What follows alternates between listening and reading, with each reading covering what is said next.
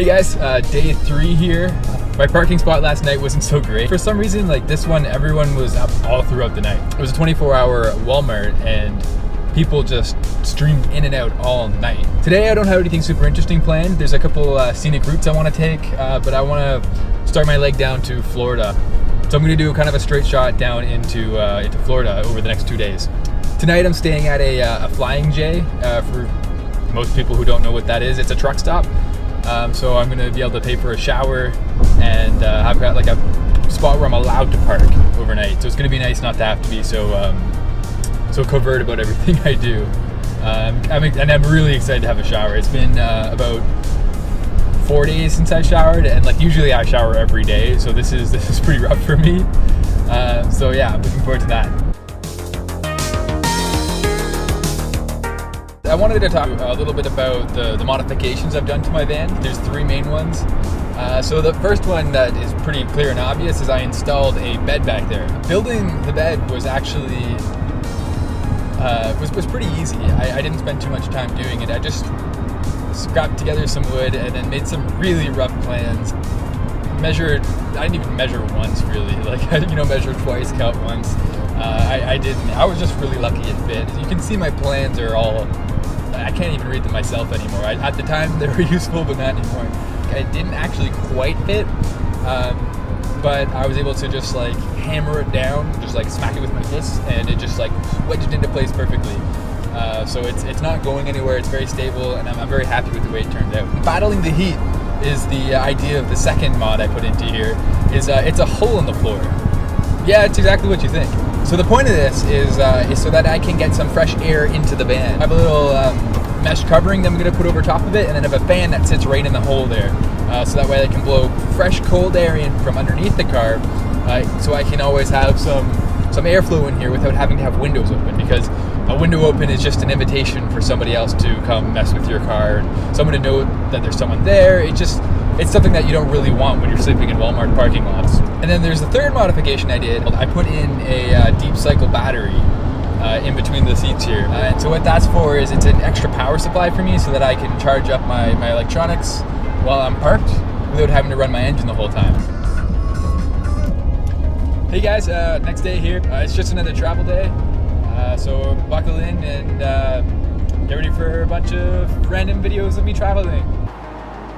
Alright, so just stopped here at a gas station. I noticed when my check engine light started flashing. So I'm checking the engine oil, and it's actually pretty low. So I'm going to top that back up and see how it looks on the dash. If not, there's a mechanic about 5 kilometers from here. I'll check out and see what the OBD sensor reads. What else is exciting? See you guys in a bit. Alright, so I put a little bit of oil in. We're back up to full. It was registering pretty low on the stick there. Starting back up. Nothing so far. I'll keep an eye on it. If anything crops up, I'm going to stop in somewhere in Georgia at a mechanic there while I'm eating peaches. Alright, catch you guys soon. Alright, welcome to Eating Things with John. Today I have a Georgia peach. I stopped at Kroger. I couldn't find any like highway side like vendors or anything like that. So this one, there's no label on it. So it's from Kroger.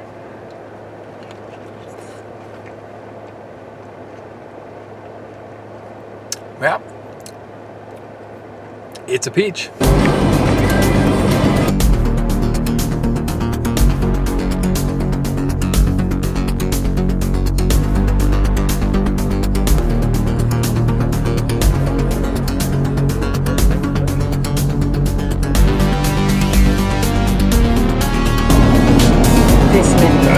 That's more than 6.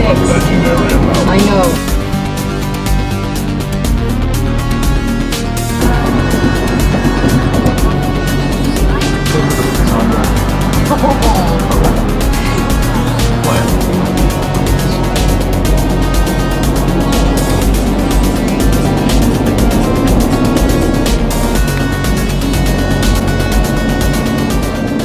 Alright everybody, it's 6:30 in the morning now, and I'm heading out to Cape Canaveral. Actually, Paolenda Beach is where I'm going to watch the SpaceX launch from. The current one today is a 60 satellite Starlink launch. They're using the same booster for the 5th time. This is the first time they've done that. They're planning on landing the booster back on a barge out at sea. I won't be able to see that because that'll be like 20 kilometers away, but we'll hopefully be able to see the launch. Turns out that check engine light was actually warning that there's a misfire going on in the engine. I had the engine go into limp mode twice. So what I'm doing right now is I'm going to go to the SpaceX launch because that's time sensitive. Then I have a week of nothing planned, so I'm going to go hang out at a mechanic and get that fixed.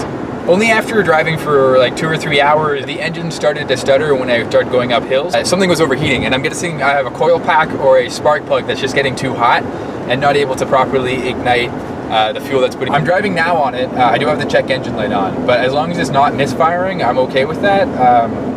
Just to get to the launch. But then after that, I don't want to drive far at all until I can get it looked at. But it seems to only misfire across my fingers right now when I've driven for a while and it's overheating. So I put my hands on it before and I felt each of the coil packs, and some of them were pretty hot. So fingers crossed that that's what the issue was. And I can limp around while it's still cool out. All right, we'll see.